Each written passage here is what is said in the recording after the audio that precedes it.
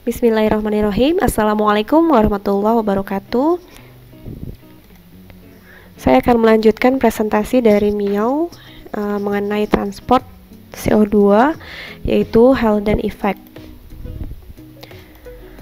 Haldane Effect itu sendiri ditemukan pertama kali oleh John Scott Haldane, seorang fisikawan sekaligus ahli fisiologi dari Skotlandia. Nah, sejatinya Haldane Effect ini mendeskripsikan efek oksigen terhadap transport karbon dioksida, dan ini terjadi baik dari red blood cell atau sel darah merah ke jaringan maupun dari sel darah merah ke alveoli.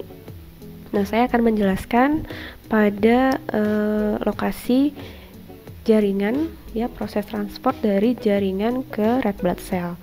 Nah, pada jaringan proses disosiasi oksigen dari hemoglobin atau Bohr effect yang sudah dijelaskan oleh Miao akan menggeser kurva disosiasi oksigen ke kanan, sehingga hemoglobin yang terdeoksigenasi memiliki afinitas yang lebih tinggi, kurang lebih 3,5 kali lebih tinggi, ya, untuk karbon dioksida daripada saat masih berikatan dengan oksigen atau oksihemoglobin, karena ia merupakan akseptor proton yang lebih baik.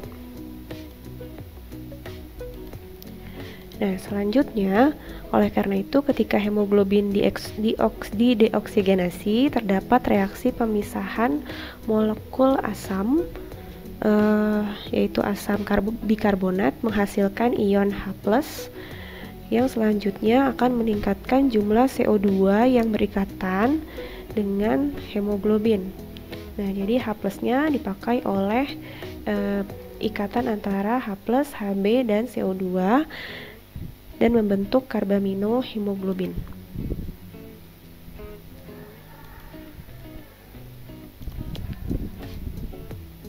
Kemudian CO2 dapat dibawa oleh darah kembali ke paru-paru, ya, untuk dilepaskan. Nah, peningkatan afinitas karbon dioksida untuk globin pada hemoglobin akan mendorong kurva CO2 ke arah kiri, dan situasi ini terjadi secara sebaliknya pada sirkulasi di paru-paru atau alveoli.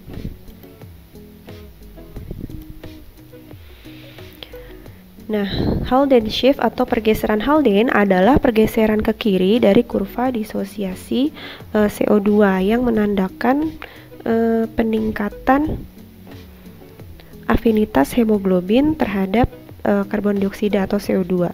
Hal ini sebenarnya terjadi setelah pergeseran ke kanan dari kurva disosiasi oksigen atau Bohr shift yang menandakan penurunan afinitas hemoglobin terhadap oksigen.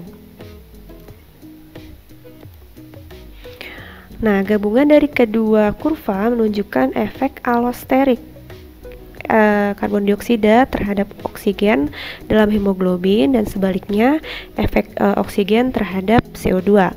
Nah, dalam lingkungan di mana konsentrasi CO2 atau karbon dioksida mendominasi, akan terjadi pergeseran kurva oksigen ke kanan dan kurva CO2 ke kiri, dan begitu pula sebaliknya ketika konsentrasi oksigen mendominasi. Bahasan selanjutnya yaitu mengenai regulasi dan kontrol proses bernafas atau respirasi. Apa saja sih yang mengontrol proses respirasi? Jadi ada 7 hal yang dapat mengontrol proses respirasi, yaitu gugus, diskus retikular, lalu pusat otak terdiri atas VRG, DRG, pneumotaksik, apneustik. Kemudian yang ketiga adalah kemoreseptor sentral dan perifer, lalu kontrol kortikal, yang kelima kontrol limbik, yang keenam reseptor gangan paru, dan yang ketujuh. Oke. Kita mulai bahasan dari formasi atau gugus diskus retikular. Nah, gugus retikular ini adalah area batang otak yang kurang terdiferensiasi dengan baik. Ia berpusat di sekitar pons. Gugus retikular ini adalah inti dari batang otak yang menjalar melalui otak tengah, pons, dan medula. Nah, sistem pengaktif reticular ascendens atau ascending general sensory tracts ini menghubungkan ke daerah-daerah di talamus, ke hipotalamus dan juga korteks. Sedangkan sistem aktivasi reticular descendant atau descending motor projection itu terhubung ke otak kecil dan saraf sensorik. Oke, fungsi dari gugus retikular ini adalah sebagai kontrol motorik somatik. Beberapa akson neuron motorik memanjang ke inti gugus retikular hingga ke traktus reticulospinalis di medula spinalis. Salah satu fungsi traktus ini adalah di pusat tatapan atau gaze yang memungkinkan mata untuk melacak dan memfiksasi objek, dan sebagai pembangkit pola-pola sentral yang penting serta menghasilkan sinyal ritmis pada otot-otot pernafasan dan proses menelan. Selain itu, ada banyak lagi fungsi dari gugus retikular ini, seperti pada kontrol kardiovaskular, modulasi nyeri, proses tidur dan kesadaran, serta habituation atau pembiasaan. Nah, selanjutnya yang mengontrol proses pernafasan yaitu pusat otak. Nah, pusat otak ini bernafas adalah kegiatan yang dikontrol oleh saraf motorik somatis. Terdapat sel-sel di pusat otak yang mengendalikan pernafasan yang dikenal sebagai pusat pernafasan. Dibagi menjadi dua, yaitu pusat medula yang terdiri dari DRG atau dorsal respiratory group dan VRG atau ventral respiratory group. Lalu ada juga area pontin ini yang terdiri atas pneumotoxic center dan apneustic center. Kita bahas satu persatu, dimulai dari DRG. Dia berlokasi di dorsomedial region of the medulla atau di area dorsomedial dari medula. Fungsinya ia berperan dalam proses inspirasi, inisiasi proses inspirasi. Lalu selanjutnya yaitu VRG atau ventral respiratory group. Dia berlokasi di ventrolateral berarti di bagian depan samping dari medula. Fungsinya adalah bertanggung jawab untuk memulai aktivitas inspirasi setelah mendapatkan sinyal dari DRG dan juga berperan dalam proses ekspirasi. Nah, terdapat 4 kelompok sel pada VRG, yaitu the rostral nucleus retrofacialis, caudal nucleus retroambigus, nucleus paraambigus, dan the Prebotzinger complex.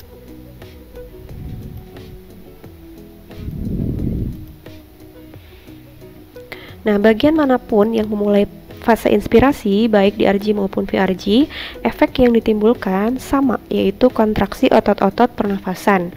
Impuls mengalir ke saraf phrenikus, ya, ini ke saraf phrenikus, maupun saraf interkostal untuk merangsang diafragma, ya, phrenic nerve merangsang diafragma dan intercostal nerve merangsang otot-otot interkostal eksternal. Nah, kerja impuls pada DRG dan VRG menghasilkan laju pernafasan normal, yaitu 12 sampai 16 tarikan nafas per menit pada manusia. Inspirasi biasanya berlangsung sekitar 2 detik dan ekspirasi berlangsung sekitar 3 detik. Laju dan irama inspirasi normal ini disebut eupnea. Ya, selanjutnya di area pontin terdapat apneustic center. Ia berlokasi di bagian bawah pons dan berfungsi untuk men-trigger proses inspirasi setelah mendapatkan impuls dari DRG dan VRG. Lalu ada pneumotoxic center, dikenal juga sebagai pontin respiratory group atau PRG. Lokasinya di bagian kepala atas kiri dan kanan, yaitu di rostral dorsal lateral pons. Di sini bagian atas kiri dan kanan, fungsinya menghambat proses inspirasi yang dalam atau deep inspiration, dan ini berlawanan atau antagonis dengan kerja DRG dan VRG. Nah, prosesnya yaitu ketika PRG membatasi aliran impuls ke saraf phrenikus, maka secara efektif akan mengurangi volume tidal dan mengatur laju pernafasan. Oke, ini adalah area pusat otak yang bertanggung jawab untuk kontrol pada pernafasan normal yang sudah saya jelaskan tadi. Ya, ini proses inspirasi diinisiasi oleh DRG, VRG, lalu proses ekspirasi itu diinisiasi di bagian PRG. Nah, kemudian yang bertanggung jawab mengontrol respirasi selanjutnya adalah kemoreseptor. Kemoreseptor terdapat dua bagian atau dua pembagian, yaitu kemoreseptor pusat dan kemoreseptor tepi. Nah, ini adalah kemoreseptor pusat atau central chemoreceptor. Dia berlokasi di ventrolateral medullary surface atau di permukaan kiri dan kanan bagian depan dari medula dan berfungsi untuk mendeteksi perubahan pH pada cairan cerebrospinal. Oke, tapi perubahan pH ini kan biasanya terjadi karena penambahan ion H+, sedangkan ion H+ itu tidak dapat menembus sawar darah otak, sehingga satu-satunya jalan untuk mengubah konsentrasi ion H+ di dalam CSF adalah difusi CO2 ke dalam CSF. Nah, prosesnya terjadi seperti ini. Ketika CO2 meningkat, maka CO2 mengalir di dalam aliran darah, ya, kemudian dia berdifusi melewati sawar darah otak dan berikatan dengan air menjadi H2CO3 atau asam bikarbonat. Nah, asam bikarbonat ini lalu memecah menjadi ion bikarbonat dan H+. Nah, ion H+ ini yang meningkatkan pH CSF sehingga mengaktifkan kemoreseptor sentral. Nah, ketika sudah aktif, maka sinyal akan dikirimkan untuk meningkatkan proses inspirasi. Nah, selanjutnya yaitu kemoreseptor tepi atau peripheral kemoreseptor, terdiri dari dua area, yaitu carotid body atau badan karotid. Carotid body ini berlokasi di area arteri karotid dan berfungsi sebagai pusat sensitivitas dari perubahan tekanan parsial, oksigen, dan juga pH darah.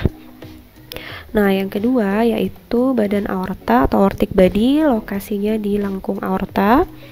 Fungsinya ia paling sensitif terhadap kandungan dari oksigen di arteri. Nah, ketika ada perubahan dalam semua hal tadi, yaitu konsentrasi oksigen dan juga pH, maka sinyal dikirimkan secara kontinu melalui cranial nerve atau saraf kranial nomor 9 dan 10.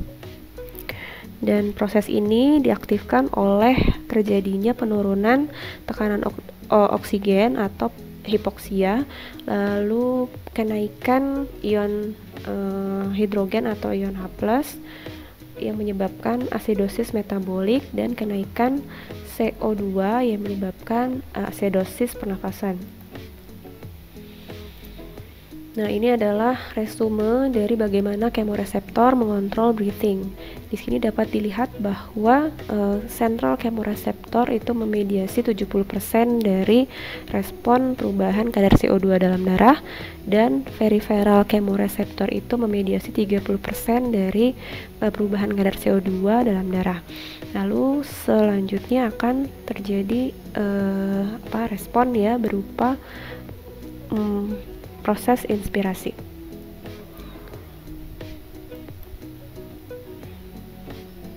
Nah, hal yang mengontrol proses respirasi selanjutnya yaitu kontrol kortikal.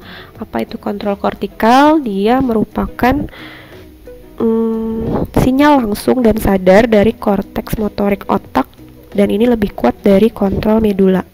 Contohnya ketika kita secara sadar menahan nafas ya sengaja, lalu menarik nafas dalam-dalam. Ini merupakan proses yang diatur oleh kontrol kortikal. Nah, selanjutnya ada kontrol dari area limbik atau sistem limbik di otak. Kontrol hipotalamus bekerja melalui sistem limbik untuk memodifikasi kecepatan dan kedalaman proses bernafas.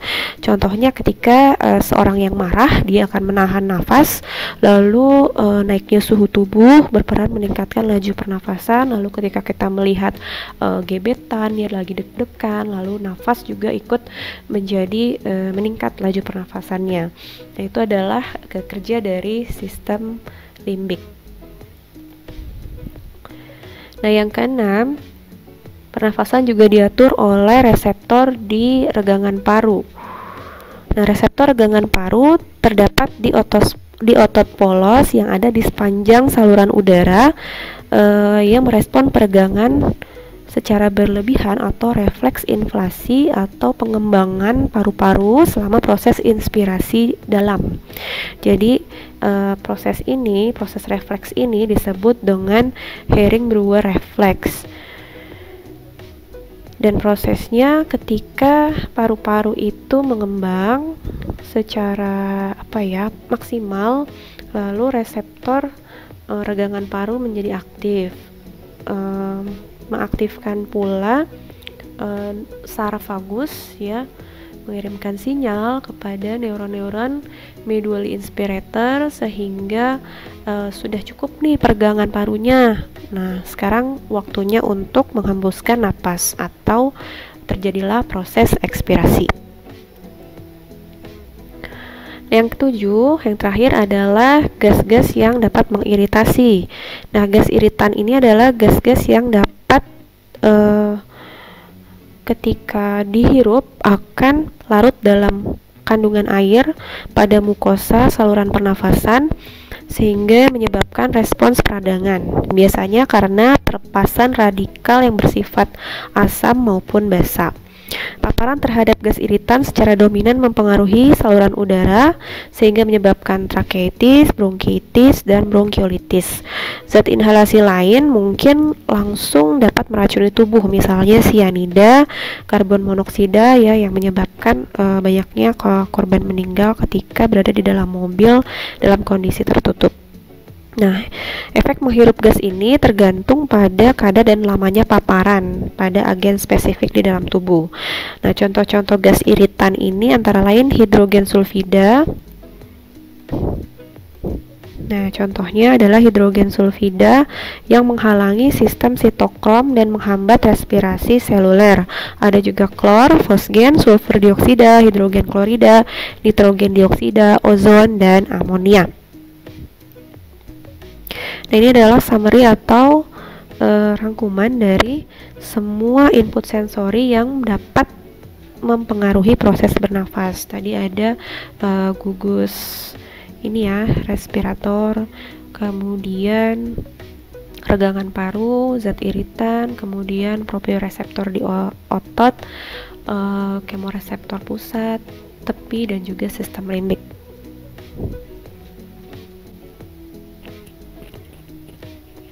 Oke, selanjutnya mari kita simak video rangkuman dari keseluruhan proses pengaturan respirasi. Breathing is mostly an involuntary automatic process.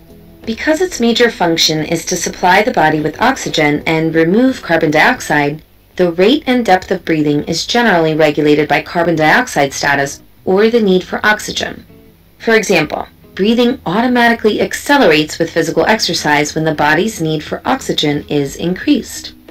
Basically, various receptors in the body feed information about its metabolic state to the respiratory center in the brainstem, which responds by changing the firing pattern of inspiratory and expiratory neurons. Inspiratory neurons fire during inspiration, while expiratory neurons only fire during deep expiration, since quiet expiration is a passive process. the fibers of these neurons descend to the cervical and thoracic spine, where they synapse with motor neurons. Motor neurons then travel in several nerves to respiratory muscles, changing the way these muscles contract, adjusting thereby the rate and depth of breathing to suit the body's needs. Of most importance are phrenic nerves, which control the diaphragm, and intercostal nerves, which innervate intercostal muscles. While the functional anatomy of human respiratory center is complex and not entirely clear, the current consensus is that the primary center is composed of several areas in the medulla. The dorsal respiratory group, DRG, mainly associated with inspiration, the ventral respiratory group, VRG, mostly concerned with expiration, and the pre-Botzinger complex, possibly coupled with two other oscillators, thought to be the intrinsic rhythm generator, similar to the pacemaker in the heart. The medullary areas also communicate with two other areas in the pons to fine-tune the respiration control. The pneumotaxic center, which seems to inhibit inspiration, while the apneustic center stimulates it.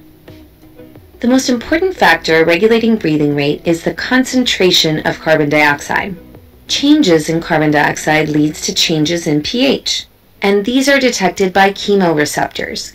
Central chemoreceptors located on the surface of the medulla monitor pH changes in the cerebrospinal fluid, while peripheral chemoreceptors found in the aortic and carotid bodies respond to fluctuations in pH, carbon dioxide, as well as oxygen levels in the blood. Peripheral receptors transmit signals to the respiratory center via the vagus and glossopharyngeal nerves. An increase in carbon dioxide, such as during exercise, causes a decrease in pH, which is sensed by central or arterial chemoreceptors and leads to deeper, faster breathing. More carbon dioxide is exhaled, and blood pH returns to normal. The respiratory center also receives input from various mechanoreceptors in the lungs, which transmit information about the mechanical status of the lungs via the vagus nerve. For example, pulmonary stretch receptors present in smooth muscle of the airways are activated when the lungs are excessively inflated and trigger the inflation reflex, which stops inspiration and prolongs expiration. Other receptors respond to inhaled irritants and are responsible for defensive respiratory reflexes, such as bronchoconstriction or coughing. The limbic system and hypothalamus also send information to the respiratory center and allow pain and emotional state to affect breathing. For example, pain or strong emotion may induce gasping, while anxiety may cause uncontrollable hyperventilation. While breathing is mostly involuntary, some degree of voluntary control is possible, for example during singing, playing wind instruments, or holding breath underwater. In this case, the control originates from the primary motor cortex, which sends signals directly to the spinal cord, bypassing the respiratory center in the brainstem. There are limits, however, to the extent one can control their breath, even though it's possible to increase these limits with training. Oke, selanjutnya yaitu pengaturan proses bernafas atau respiratory adjustment.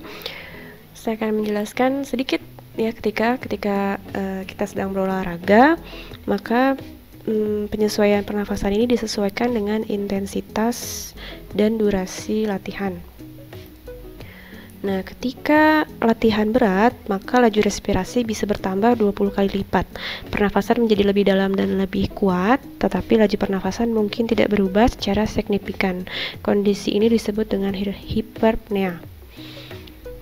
Nah, napas yang ditingkatkan dengan olahraga tidak disebabkan oleh peningkatan tekanan CO2 atau penurunan tekanan O2 atau juga pH. Level-level ini secara mengejutkan tetap konstan selama latihan, dalam arti tekanan atmosfer CO2 bahkan dapat menurun dan tekanan atmosfer oksigen dapat meningkat.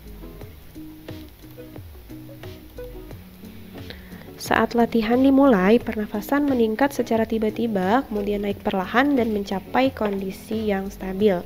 Nah, ketika latihan berhenti, pernafasan akan menurun secara tiba-tiba, lalu secara bertahap berkurang, kemudian menjadi normal.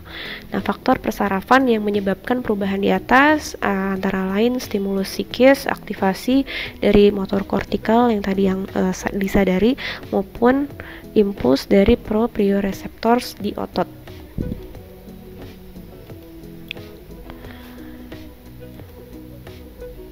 Nah, kadar gas dalam darah menjadi normal seiring dengan adaptasi dari proses bernafas. Penumpukan asam laktat di otot bukan disebabkan karena kegagalan untuk mendapatkan cukup oksigen di dalam darah, tetapi karena pertama, curah jantung atau laju jantung yang tidak memadai untuk memompa darah hingga ke tingkat latihan yang lebih tinggi lagi. Lalu yang kedua, mungkin juga pembuluh darah yang tidak melebar atau membuka sampai di otot-otot rangka. Oke, selanjutnya di ketinggian ekstrim, pernafasan juga mengalami penyesuaian. Nah, tubuh merespons secara cepat saat tubuh berada di ketinggian ekstrim, yaitu di atas 8.000 kaki dengan gejala penyakit gunung atau acute mountain sickness, yaitu sakit kepala, nafas menjadi pendek, lalu mual, dan juga pusing. Penyesuaian aklimatisasi atau penyesuaian pernafasan dan juga hematopoietik atau produksi sel darah terhadap ketinggian meliputi antara lain peningkatan pernafasan ya 2-3 liter per menit lebih tinggi dari permukaan laut. Lalu kemoreseptor menjadi lebih responsif terhadap tekanan CO2. Lalu penurunan signifikan tekanan oksigen dapat merangsang kemoreseptor perifer menjadi lebih aktif. Baik, selanjutnya saya akan menjelaskan mengenai penyakit pada sistem pernafasan, beberapa saja yang umum-umum. Ya, yang pertama, chronic obstructive pulmonary disease atau COPD yang sering dihubungkan dengan bronkitis dan emfisema. Pasien-pasien ini memiliki sejarah merokok, ya, kemudian sesak nafas, lalu batuk dan infeksi paru-paru yang intens atau parah. Nah, penderita COPD ini mengalami kegagalan bernafas yang diikuti oleh hipoksemia atau rendahnya kadar oksigen di dalam darah, kemudian retensi karbon dioksida dan asidosis respiratori. Ini adalah gejala-gejala dari COPD ya, ketika asap tembakau menjadikan polusi di saluran bernafas kita, lalu continual bronchial irritation and inflammation, terjadi iritasi dan peradangan, lalu bronkitis kronis menghasilkan saluran nafas yang rusak, sesak nafas, dan infeksi berkelanjutan sehingga terjadi hal-hal seperti demikian: abnormal ventilation, hipoksemia, dan hypoventilation. Selanjutnya asma yang dicirikan dengan sesak napas, nafas berbunyi, lalu dada terasa sempit, sesak ya, sakit. Dan ini merupakan inflamasi yang aktif pada saluran pernafasan sehingga mengakibatkan bronkospasma atau penyempitan secara mendadak ya, secara tiba-tiba dari otot di dinding bronkiolus. Biasanya disebabkan oleh zat-zat alergen seperti debu, polen atau serbuk sari maupun yang lainnya. Lalu peradangan pada saluran pernafasan ini merupakan respon imun yang disebabkan dihasilkannya interleukin, yaitu IL-4 dan IL-5 yang kemudian menstimulasi imunoglobulin E dan kemudian mengarah kepada sel-sel yang terkena peradangan. Nah, selanjutnya saluran udara akan menjadi tebal atau penuh dengan eksudat. Eksudat ini dapat berupa lendir ya, yang akan semakin memperparah bronkospasma. Selanjutnya, penyakit TBC atau tuberkulosis disebabkan oleh bakteri Mycobacterium tuberculosis. Gejalanya demam, kemudian berkeringat di malam hari, penurunan berat badan yang drastis, kemudian batuk yang parah, dan pusing kepala yang teramat sangat. Dan ini harus ditreatment secara intensif selama 12 bulan dengan menggunakan antibiotik. Dan selanjutnya adalah penyakit kanker paru-paru yang dapat menyebabkan kematian hingga sepertiga dari penderitanya di Amerika Serikat. Dan 90% dari semua pasien kanker paru-paru ini adalah perokok. Ada 3 tipe kanker paru-paru yang umum. Yang pertama adalah squamous cell carcinoma atau kanker pada sel squamosa, menyerang 20-40% dari kasus kanker paru-paru dan terjadi di epitelium bronkial. Yang kedua adalah adenokarsinoma, terjadi di 25-35% kasus dan terjadi di area periferal paru-paru.